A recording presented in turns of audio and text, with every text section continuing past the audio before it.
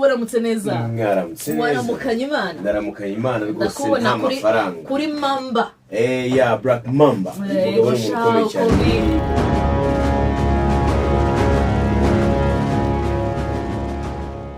Hoteli Sheja Sandrine niko yitwa. Nyuma yuko yabaye umunyamakuru kazi w'icyatwa agasuzuma ubushobozi bwe bikarangira agizwe umuyobozi mukuru wungirije kuri RBA. None hasigaye abaye musiba abandi bayobora umuhoro cyangwa ibirori bitandukanye. Hano byari muri BK Arena muri campaign yiswe kwegera abaturage aho Perezida wa Repubulika y'u Rwanda Nyakubahwa Paul Kagame yahuriye n'abaturage bo mu mujyi wa Kigali mu nyubako izwi nka BK Arena. Maze uyu Sandrine akabaye musi w'icyo gihe. Ndabyibuka neza rero nk'ibyaraye bibaye. Hari umugani bajya baca mu Kinyarwanda ngo uhagarikiwe n'ingwa aravoma, ariko ngira ngo turaza kuhindura tujye tuvuga ngo urinzwe n'intare araryama agasinzira kandi akabaho. Mwarakoze rero kuhatubera, turi kumwe cyane muri byose, ariko murabizi buri gihe akenshi iyo muje muri iyi nyubako tujya tubabona mu bitaramo, turabikunda cyane gutarama iyo muhari. N'ubu nimwahagera ngo tubure kurya show nk'uko abanyakigali bajya babyita. Njya mbona binashobera aba contre 6 bakavuga batse ko twumva ibiturika hirya, ariko i Kigali ngaya amagare ngibyo bitaramo. Ibi bikemara kuba nagiye mbona benshi ku mbuga nkoranyambaga bakomeza kwibaza ku buhanga bwe, na cyane ko atari buri wese washobora gukora akazi nk'ake. Benshi rero nabonye bibaza bati ubundi Madame Sheja Sandrine ninde, ni muntu ki, akomeye bingana iki ku buryo byarangiye agizwe umuyobozi mukuru wungirije kuri RBA. Maze nk'aho ibyo bitari bihagije akaba sigaye abaye musi y'ahantu Perezida wa Repubulika yagiye. N'ayaye masomo y'ingenzi dukwiye kumwigiraho, amateka y'ingenzi yose amwerekeyeho agaragaza iki. Uyu munsi reka twivugire kuri Madame Hoteli Sheja Sandrine benshi mwakunze kuri mikoro za Kiss FM. I know, ndabizi ukunda ibyegeranyo, amateka n'inkuru zitangaje kandi zicukumbuye, niyo mpamvu uri hano. Byose uzabyumva kandi neza mu gihe gikwiye. Njye usanzwe nitwa The Green. Gusa nutankurikira aka kanya amahirwe menshi ntabwo uzongera kunyumva. Ngaho kora subscribe, fungura inzogera ubundi tujye tubana kenshi mu biganiro byacu. Ikaze mwese.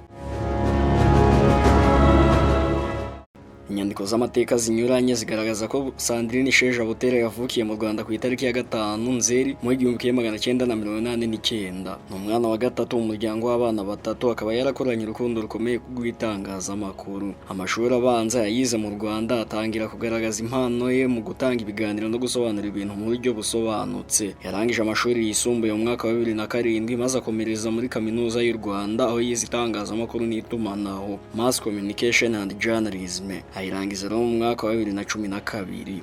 Sandrine Sheja yatangiye umwuga w'itangazamakuru mu mwaka wa 2008 ubwo yatangiraga gukorera kuri Radio Salus, ikaba radio y'abanyeshuri ba Kaminuza y'u Rwanda. Iyi radio rero yamuhaye urubuga rwo gukomeza kwiga umwuga we no kwiteza imbere. Yakomeje rero kuzamuka mu mwuga w'itangazamakuru, aza kwimukira ku Isango Star aho yakoze ibiganiro by'imyidagaduro n'ubumenyi, bikamugira umwe mu banyamakuru bakunzwe cyane hano mu Rwanda. Nyuma yaho rero yaje kujya kuri Kiss FM mu Rwanda aho yakoze ibiganiro byinshi byakunzwe. Ibiganiro bye rero byibandaga ku rubyiruko, ubuzima rusange, imyidagaduro n'iterambere ry'igihugu muri rusange.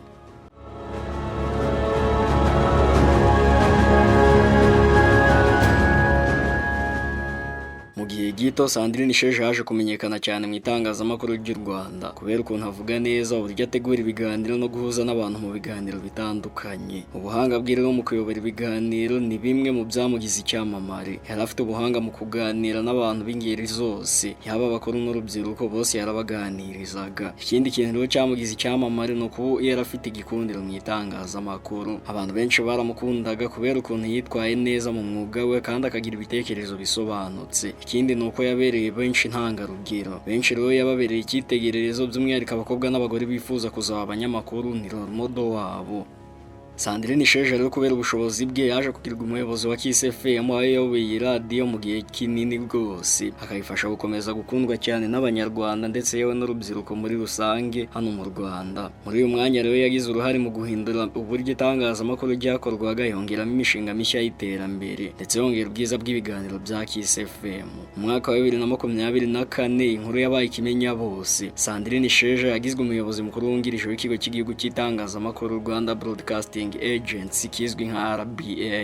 Iyi nshingano rero ni imwe mu ziremereye kuko yasabaga kuyobora ibitangazamakuru bikomeye by'igihugu nka Radio Rwanda, Rwanda TV, Magic FM n'ibindi bitangazamakuru birimo amaradiyo y'abaturage.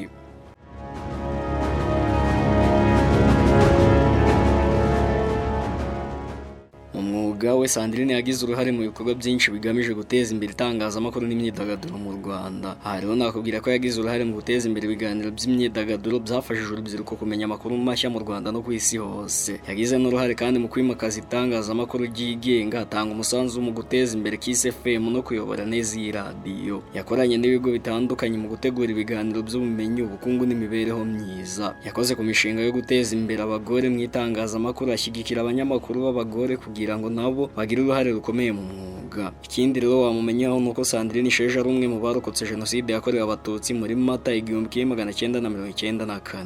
Mu mwaka wa 2024 mu gihe cyo kwibuka ku nshuro ya 30 jenoside yakorewe abatutsi, Sandrine Isheja yatanze ubuhamya bw'uko yahonyowe n'interahamwe afite imyaka 5 gusa, ariko Imana ikamurinda akabasha kurokoka. Yavuze uburyo jenoside yamugizeho ingaruka zikomeye ariko n'uburyo yaje kongera kwiyubaka. Ubu n'umwe rero mu bantu bagira uruhare mu bikorwa byo kwibuka no gusigasira amateka, kandi yagaragaje ko nubwo jenoside yamugizeho ingaruka yakomeje gukora cyane kugira ngo abo ari we uyu munsi.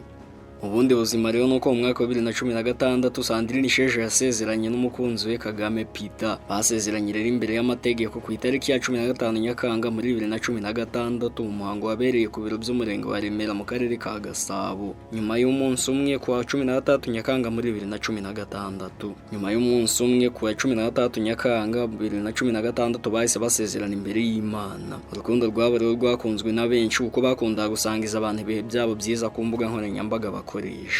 Sandrine Isheja azwiho ubushishozi mu itangazamakuru. Hanakumenyesha ko yamenyekanye nk'umuntu ucukumbura neza amakuru, akunda gutanga ibisobanuro byimbitse ku ngingo zitandukanye abaganirizaho abantu. Ndi umubyeyi, ndi umunyarwandakazi ukunda igihugu cye, uri terwa ishema no kuba umunyarwandakazi, wumva wagira uruhare mu kubaka igihugu cye. Kongera guhura tumeze gutya, tungana gutya, narije kubasuhuza no kubaha ikaze. Tugiye gukomeza na morale, bahosi morale babiteguye, hari abahanzi nabo biteguye bari budususurutse, ndetse mu kanya turaza kuba turi kumwe na nyakubahwa Perezida wa Repubulika Paul Kagame. Nuko nsoje rero wiyumviye byinshi utaruzi kandi byari ngombwa kubimenya. Ngakora subscribe, ufungure n'inzogera, ubundi tujye tubana kenshi mu biganiro byose bicukumbuye binyura kuri Kigali Post. Reka nshimire wowe tubana buri munsi mu biganiro byacu. Ibitekerezo byawe byose ubishyiraho hasi mu mwanya w'icyubahiro muri comment. Naho njye ubundi mu busanzwe nitwa The Green. Ibyiza byinshi byo mbifuriza.